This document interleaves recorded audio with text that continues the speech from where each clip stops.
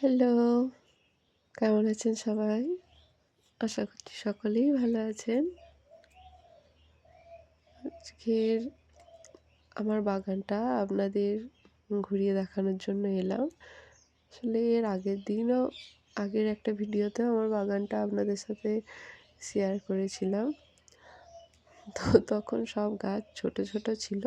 খুব একটা বোঝা যায়নি বা আমিও হয়তো বলতে পারিনি। তো ওইজন্য আরেকটা আমার বাগানের ট্যুর দেওয়ার জন্য ভিডিওটা করলাম। তো দেখো ফুলকপিগুলো কি বড় বড় হয়েছে না? আসলে বাগানটা এত সুন্দর লাগছে, এত ভালো লাগছে, তাই ভাবলাম আপনাদের সাথেও শেয়ার করি।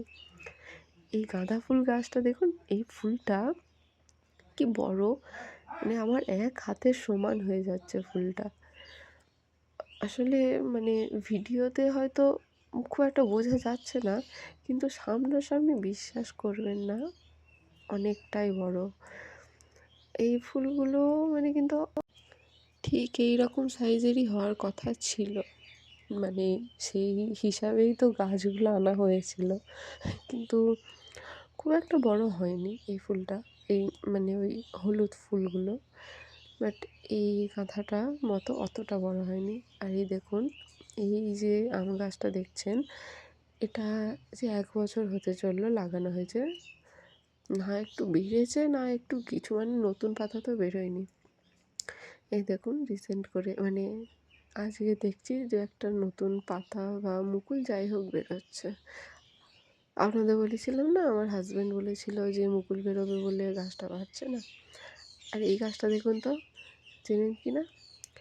এটা হচ্ছে দোপাটি ফুলের গাছ। মানে আমাদের ওদিকে তো দোপাটি ফুলই বলে। এদিকে আবার কি একটা হরগৌরী না কি বলে জানি না। আপনাদের ওখানে কি বলে আমাকে জানাবেন কিন্তু কমেন্ট করে। তো যাই হোক, এই গাছটা হচ্ছে রজনীগন্ধা গাছ। মানে মরে যাচ্ছিল, তাই ওর যে পেঁয়াজগুলো হয় আমি তুলে আবার আলাদা করে টবে লাগিয়েছি। দেখি হয় কি না, চেষ্টা করলাম। তো যেটা বলছিলাম, এই দেখুন দোপাটি ফুলের গাছের মানে কি সুন্দর বীজ হয়েছে দেখুন। এর আগে কিন্তু অনেকগুলো পাকা হয়ে গেছে, আমি সরিয়ে রেখেছি।